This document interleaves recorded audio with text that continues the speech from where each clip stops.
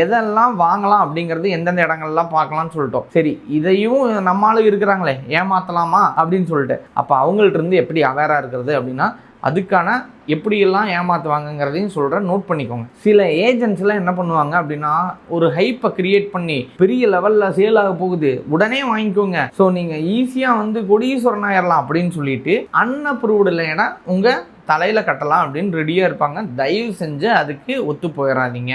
முக்கியமாக டிடிசிபி இருக்குதா, இல்லை மதுரை எல்பிஏ இருக்குதா, நெல்லை எல்பிஏ இருக்குதா அப்படிங்கிறத கண்டிப்பாக கன்ஃபார்ம் பண்ணுங்கள். சிஎம்டிஏ இல்லை அப்படின்னா அட்லீஸ்ட் பட்டா இருக்குதா, அவங்களோட டாக்குமெண்ட் க்ளீனாக இருக்குதா அப்படிங்கிறத ஃபஸ்ட்டு செக் பண்ணிக்கோங்க.